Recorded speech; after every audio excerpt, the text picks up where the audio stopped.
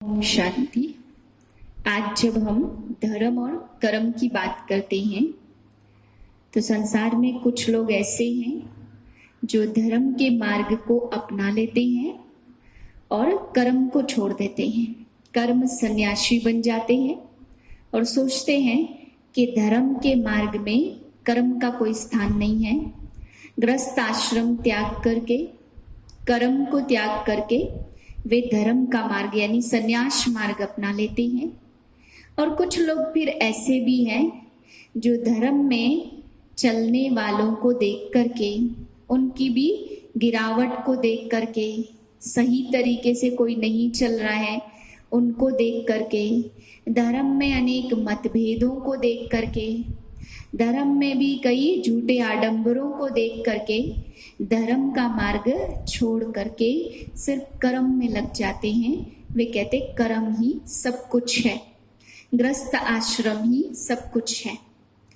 तो ये दो तरह के मतभेद हमारे बीच में आ जाते हैं, लेकिन हम इन दोनों को जोड़ करके तीसरा मार्ग सभी अपनाएं तो बहुत अच्छा है।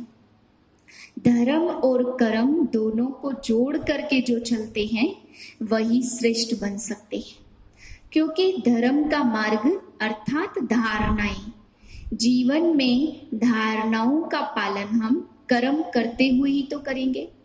अगर हम अपने आप को श्रेष्ठ बनाना चाहते हैं, धर्म के मार्ग पे चलना चाहते हैं, तो कर्म करते हुए यानी गृहस्थ में रहते हुए, परिवार में रहते हुए ही तो हमें पता चलेगा कि हमने कितनी तपस्या की है।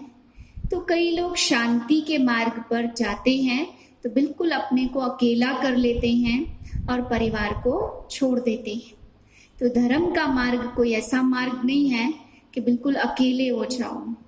अगर धारणाएं हम अपने जीवन में सीखते हैं तो कर्म में भी उन्हें लाना चाहिए और अपने परिवार को भी सिखाना चाहिए। तो तीसरा मार्ग है धर्म और कर्म को जोड़ करके अध्यात्म का मार्ग, स्वयं का अध्ययन, स्वयं का ज्ञान। इस पर एक छोटी सी कहानी आप सभी को सुनाती हूँ कि जब तक हम घर में रहते तपस्या नहीं करेंगे, जब तक हम संबंधों के बीच रहकर तपस्या नहीं करेंगे, लोगों के बीच रह के तपस्या नहीं करेंगे, तब तक हमें पता कैसे चलेगा कि हम तपस्वी बने हैं, हमने जीवन को श्रेष्ठ आचरण में ढाला है। एक व्यक्ति था और वो तपस्या करने के लिए हिमालय पर्वत पर चला गया और हिमालय पर्वत पर बैठा बैठा 20 साल तक तपस्या करता रहा, घोर तपस्या की और उस घोर तपस्या में भगवान को याद करता रहा। अब उसने सोचा 20 साल हो गए तो तू बहुत तप गया है, अब बहुत तपे हुए इंसान को तपस्वी बन चुका है, तो अब एक बार दुनिया में चल के देखना चाहिए।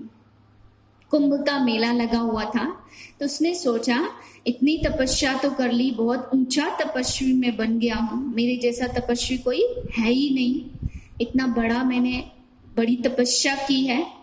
तो उसने सोचा कि अब कुंभ के मेले में जाया जाए। जैसे ही वो हिमालय पर्वत से नीचे उतरता है और कुंभ के मेले में पहुंचता है, तो हम सभी जानते हैं कुंभ के मेले में कितनी भीड़ होती है, कितना रश होता है।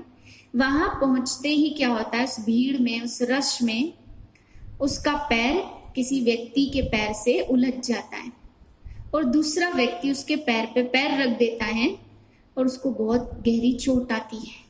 जैसे ही उसके पैर पे किसी का पैर पड़ा, वजन पड़ा और दर्द हुआ, तो उसके मुख से निकलती है गाली। उसी क्षण उसको एहसास होता है कि तुमने 20 साल गंवा दिए, क्योंकि 20 साल हिमालय पर्वत पे रह करके तुम्हें यही नहीं पता चला तुम्हारे अंदर अभी क्या क्या कमी है। तो 20 साल एकांत में रहने से पता ही नहीं चला कि मेरे अंदर क्या है, तो तपस्या कैसे करेंगे। तपस्या माना ही जीवन में रहते, कोई धूप में तपने को तपस्या नहीं कहते, जीवन में रहते ही अपने आचरण को श्रेष्ठ बनाने के लिए जो तप करना पड़ता है, जो सहन करना पड़ता है, समाना पड़ता है, धैर्यता रखनी पड़ती है, सभी गुणों का समावेश अपने अंदर करना पड़ता है, उसको कहते हैं तपस्या। उसके लिए इंसान को तपना पड़ता है। तो जब हम धर्म का पालन करते हुए, धारणाओं को अपने जीवन में अपनाते हुए और अपने परिवार को, अपने कर्म को भी श्रेष्ठ रीति से करते रहें, परिवार को भी श्रेष्ठ रीति से चलाएं, जब दोनों चीज को मिलाते हैं तभी हम आध्यात्म यानी स्वयं के ज्ञान को प्राप्त करते हैं।